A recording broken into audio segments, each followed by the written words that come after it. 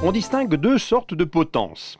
Voyons d'abord la potence à expandeur. Dans ce type de potence, une vis à expandeur tire un cône ou un sifflet vers le haut. Ainsi, le diamètre du plongeur augmente et bloque la potence dans le tube pivot de la fourche.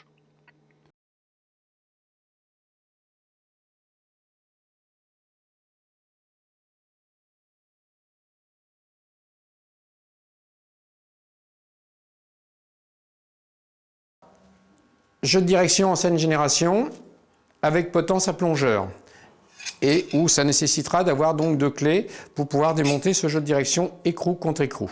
Pour de l'entretien, nettoyage, graissage. Pour démonter votre jeu de direction, vous démontez votre roue bien sûr. On va d'abord débloquer le jeu de direction. Je vous conseille vivement, avant de commencer à débloquer, bien souvent, c'est de redonner un petit coup comme si vous vouliez le serrer et ça va vous permettre peut-être de faciliter le démontage. Donc là, nous avons desserré le jeu de direction par lui-même. Après, il suffit simplement d'enlever l'ensemble cintre potence. Ah, j'ai un problème. Je ne peux pas sortir mon cintre et ma potence parce que je n'ai pas débranché mon frein avant. Conseil, avant de démonter complètement votre jeu de direction, à l'aide d'une clé Allen ou BTR comme vous voulez, on va démonter l'étrier de frein. Attention de ne pas faire tomber la vis bien entendu, et ça permettra en même temps de pouvoir le nettoyer plus facilement. Une fois que l'étrier de frein est enlevé, vous voyez que là, à partir de ce moment-là, vous pouvez enlever votre guidon que vous allez poser délicatement sur le côté du vélo. Donc là, nous avons accès au jeu de direction directement. Le jeu de direction, il est donc constitué sur ce modèle-là d'un contre-écrou, de rondelles de calage, pour pouvoir finir de monter. Après, donc, on a une cuvette supérieure que je vais dévisser complètement. Attention, il faut bien tenir la fourche en même temps, parce qu'une fois que cet écrou-là va être parti, la fourche va tomber. Sur les anciens jeux de direction, bien entendu, on était à l'époque des billes et il faut faire attention quand on enlève parce qu'on va avoir accès donc aux roulements qui sont des roulements à billes première génération, mais qui sont quand même dans des cages. Il y a eu une époque où les billes étaient en vrac. Donc quand vous démontiez votre jeu de direction, vous aviez une chance sur deux pour que toutes les billes tombent par terre. Voilà. Donc là, on a donc démonté la fourche et on a accès à tout ça. On va donc pouvoir faire la vaisselle, tout simplement. C'est-à-dire nettoyer, graisser. Donc, jeu de direction basique, un cône qui va recevoir le premier jeu de roulement à billes, une cuvette inférieure, une cuvette supérieure, un nouveau roulement, un écrou cuvette supérieure, les rondelles et le contre-écrou. Ça, c'est ce qui compose votre jeu de direction, ancienne génération. Maintenant, dans la plupart des jeux de direction, à la place des billes, vous aurez des cartouches. Ça aura comme avantage de ne pas marquer les portées de roulement. C'est-à-dire que sur l'ancienne génération, sur celui-là, quand vous avez fini de nettoyer, il faut le vérifier que vos portées de roulement, où viennent tourner les billes, ne sont pas esquintées ou billées. Les billes ont fait des petites traces à l'intérieur. Pour éviter ce genre de problème, les ingénieurs ont fait ce qu'on appelle maintenant des cartouches qui, elles, ne vont jamais détruire, si vous voulez, la partie roulement. Le gros avantage des systèmes à cartouches qu'on va retrouver dans les jeux de direction intégrés, vous le verrez par la suite, c'est qu'on n'a que cette cartouche à changer en cas de mauvais fonctionnement ou de grippage ou de choses comme ça. Et on n'a plus à changer les cuvettes et les cônes de portée. Ce sont les deux mêmes pièces. Sur une, on va venir mettre une cartouche et sur l'autre, on mettra un chemin de bille. Donc, nous allons mettre de la graisse sur les portées de roulement. Pas la peine d'en mettre 3 kg. Attention, utilisez une bonne graisse à roulement. Quand vous nous achetez, vous demandez tout simplement de la graisse à roulement. Ce qu'on appelle une graisse fileuse. On vient positionner son roulement. On en remet une deuxième couche. Voilà. Et là maintenant, on peut présenter sa fourche. Attention, quand vous allez présenter la fourche, de bien placer les gaines. Parce que vous voyez très bien que si je mets mes gaines de ce côté-là et je monte ma fourche, je ne pourrai plus remonter après. Donc on positionne ces gaines correctement et on vient positionner la fourche. Une fois qu'elle est positionnée, on remonte donc la cuvette supérieure.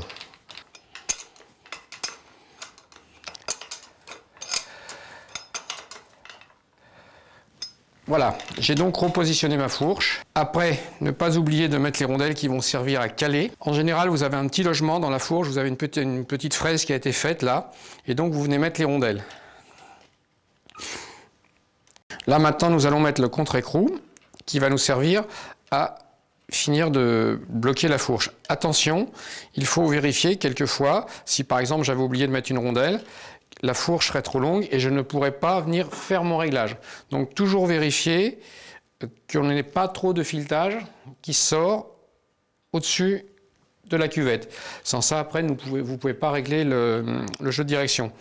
Pensez-y bien parce que vous verrez que sur les fourches à headset, on va retrouver le même problème. Je peux donc maintenant remettre en place le cintre et la potence que j'ai préalablement nettoyé, c'est-à-dire que j'ai enlevé la rouille, et surtout ne pas oublier de remettre un petit peu de graisse à l'intérieur avant de le remonter, parce que le jour où vous voudrez le redémonter, ça évitera qu'il soit grippé. Ça, vous le reverrez dans les parties entretien de vélo. Donc, nous remettons la potence en place. La potence, c'est pareil. Faites attention quand vous remontez une potence. En général, vous avez dessus une indication de hauteur maximum. Il faut éviter de mettre une potence trop haute, parce que là, on a des risques de rupture. Il est très dangereux de rouler avec une potence trop sortie. Donc nous remettons la potence en place. Voilà. Nous allons avancer le serrage sans le bloquer, puisque là, le guidon ne sera pas bien droit. Remettre en place l'étrier de frein et surtout bien le rebloquer. Ne pas oublier parce que là, ça peut devenir dangereux. Et quand vous remontez l'étrier, vous le serrez, mais vous n'allez pas le bloquer complètement tout de suite parce qu'il va falloir le centrer. On l'approche simplement, mais on essaie de le mettre au centre et on finira le réglage après.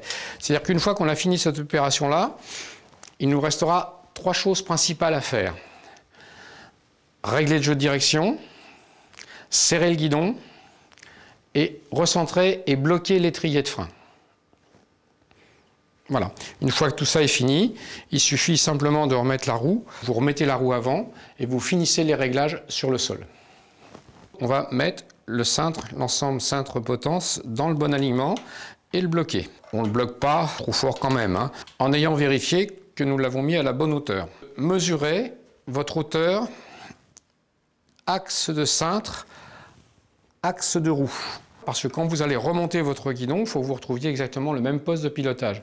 Ou tout simplement, hein, vous prenez 1 mètre et vous reproduisez la même hauteur que vous aviez sur le vélo avant, du haut du contre-écrou et du haut de la potence. Nous allons resserrer l'étrier de frein en faisant attention que la roue soit centrée par rapport à l'étrier de frein. Hein. Donc là, je rebloque mon étrier de frein correctement. Et je vérifie que les patins de frein viennent toucher en même temps. C'est-à-dire que le freinage, on ne va pas avoir la jante qui va se déplacer quand vous allez freiner. Maintenant, il suffit de finir le réglage du jeu de direction. Il ne faut pas que ça soit trop dur, mais il ne faut pas que ça soit trop souple. Là, par exemple, vous avez vu, j'ai rien serré, j'ai simplement approché. Vous allez écouter, vous entendez, on a une résonance qui est assez forte. Si en plus, je fais un mouvement d'avant en arrière, je change le jeu dans mon jeu de direction. Donc là, maintenant, nous allons finir le réglage. Je vais resserrer très légèrement la cuvette réglable et je vais venir resserrer le contre-écrou dessus. Attention, on a besoin de 2 clés pour régler un jeu de direction. Le couple de serrage entre ces 2 pièces, il va s'effectuer de haut vers le bas et de bas vers le haut. C'est-à-dire que l'on va venir exercer une pression entre cette pièce-là et cette pièce-là. C'est-à-dire qu'on ne va pas compresser l'ensemble du jeu de direction. Le couple de serrage, il va s'effectuer en inversant le mouvement. C'est-à-dire que là, je vais donc serrer le contre-écrou sur la cuvette réglable. Et j'exerce dans les 2 sens. Reprenez votre jeu de direction, il est toujours resté aussi souple. Et normalement, on n'a plus ce bruit. Méfiez-vous, des fois, vous venez de l'entendre, on avait une petite vibration, mais qui venait de mon levier de frein. C'est pour ça que j'ai condamné mes 2 leviers de frein pour plus avoir le bruit. La potence, dite headset, d'une conception moderne et plus rationnelle mécaniquement, n'a pas de tige qui pénètre dans le tube de fourche, mais c'est le tube de fourche qui pénètre dans sa partie arrière. Sa hauteur varie en fonction du nombre et de la disposition de bagues au-dessus et au-dessous. Les vis au sommet et sur le côté à l'arrière de la potence permettent de solidariser l'ensemble potence-fourche avec le cadre et de régler ainsi le jeu de direction. Le jeu de direction intégré fonctionne obligatoirement avec un système de potence à headset. Donc pareil, on démonte la roue avant, on déclenche le frein pour la passer. Le gros avantage du système à headset, c'est qu'avec cet outil-là, vous pouvez démonter tout votre vélo. Avec un jeu de clés Allen, BTR, comme vous le souhaitez, on peut démonter le vélo. C'est-à-dire qu'avec cet outil-là, on va régler les freins, on va démonter la fourche, on va démonter la selle, on va enlever le dérailleur et éventuellement, on peut même démonter les manivelles. On va donc desserrer la potence à headset. Attention, avant de desserrer cette pièce-là, il ne faut pas oublier de desserrer celle-ci. Les deux vis qui fixent la potence sur le pivot de la fourche. Parce que actuellement, on a une pression qui est ici, et si je veux desserrer cette pièce-là, je ne vais pas y arriver. Donc il est important que quand on démonte un jeu de direction intégré ou une potence à headset, de commencer par desserrer les deux vis de fixation latérale de la potence. Alors là, elles sont latérales comme ça. Il y a des modèles où vous trouverez d'autres vis placées différemment. Donc vous commencez par desserrer ces deux vis-là, simplement. Et une fois que vous avez desserré ces deux vis, vous pouvez très facilement desserrer cette vis-là. Là, je n'ai pas forcé, Alors que si je n'avais pas desserré mes deux vis préalablement, je ne pourrais pas dévisser cette partie-là. Pourquoi je ne pourrais pas la dévisser? C'est très simple en définitive.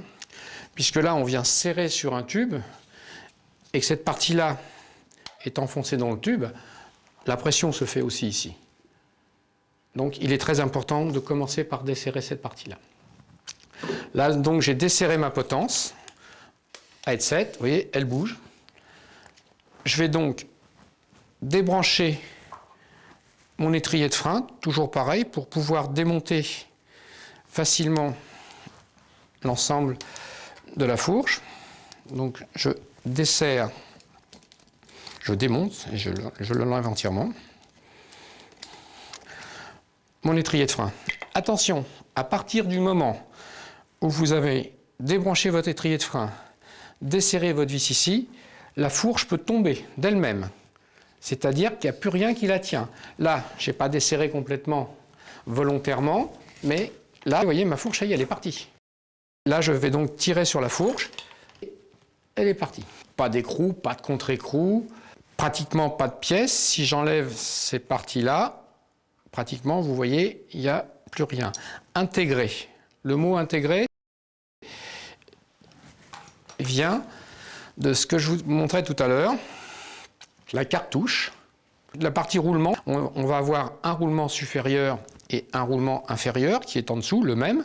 Donc c'est cette partie-là. C'est ce que vous avez vu tout à l'heure avec des billes en liberté, je vais dire. Et là, le roulement est intégré. On n'a plus cette pièce-là.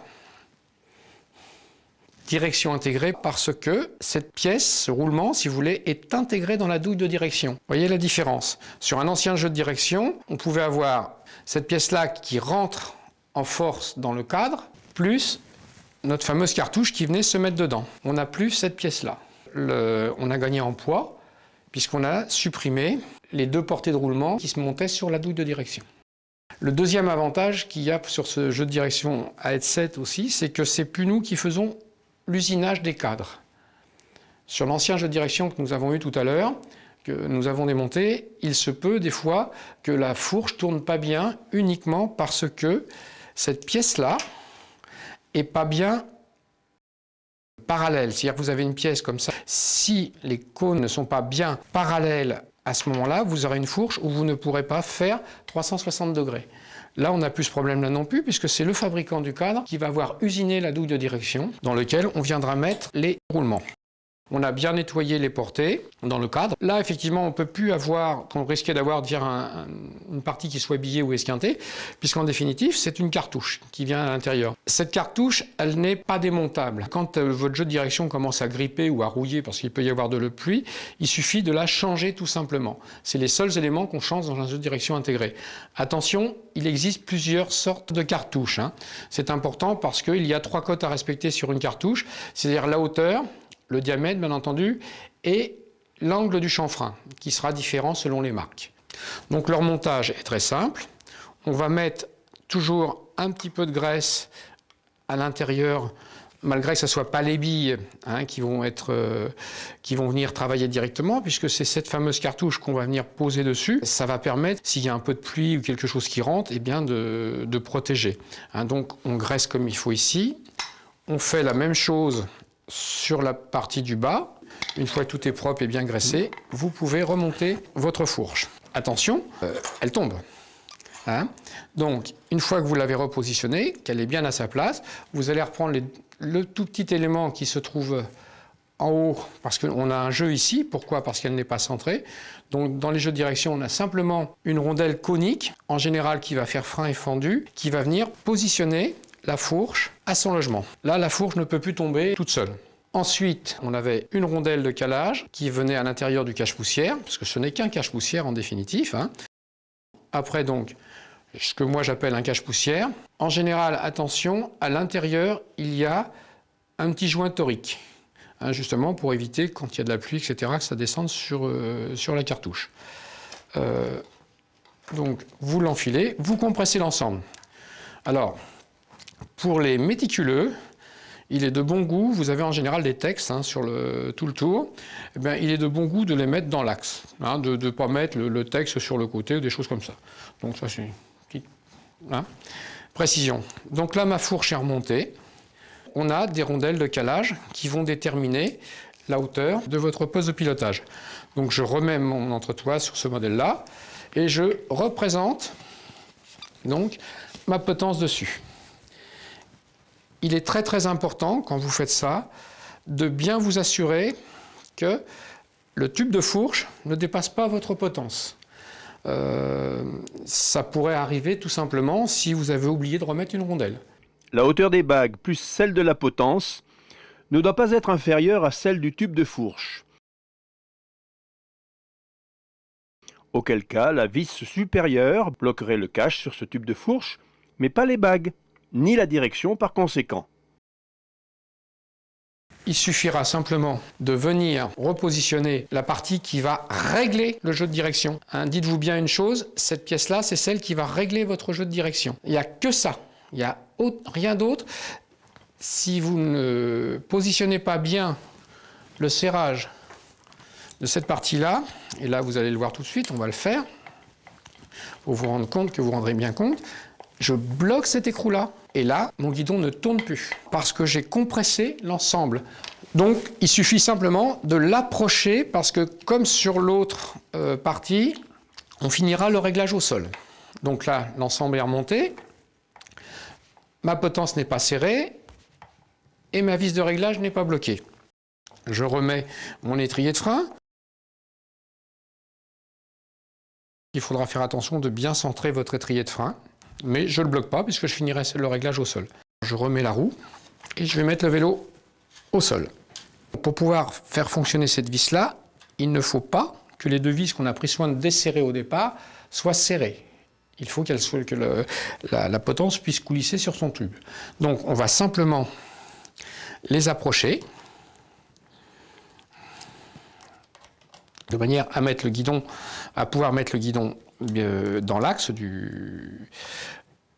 voilà, là je les ai approchés. Je vais régler l'alignement du cintre. Il est en place. Je vais vérifier que mon cintre, l'ensemble est assez souple et que quand je le fais tomber, là, j'ai un petit peu de bruit.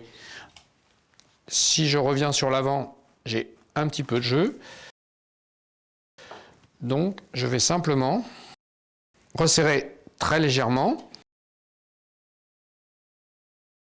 Revérifier que ma direction est toujours assez souple, que je n'ai pas de jeu en avant et que je n'ai pas de résonance.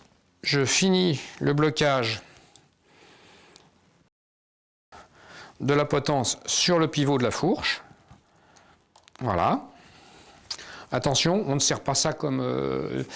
on s'arrête tout simplement un quart de tour avant que ça casse. Bon, c'est de l'humour, hein.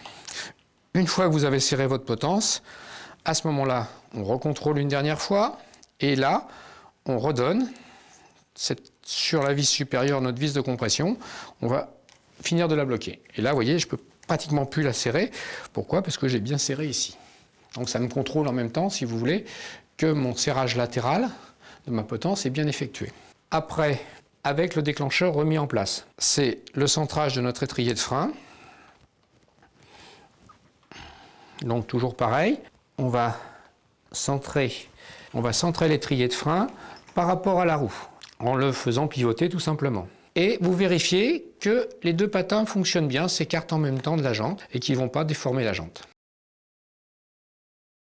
Un des avantages d'une potence headset, si l'on trouve le poste de pilotage trop bas vers l'avant, en dévissant simplement les deux vis qui maintiennent la partie avant de la potence, on peut facilement retirer le guidon.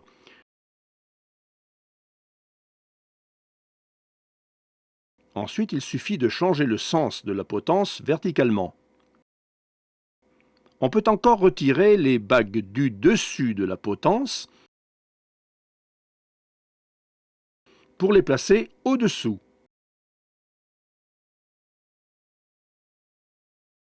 Les deux opérations combinées peuvent faire gagner plusieurs centimètres.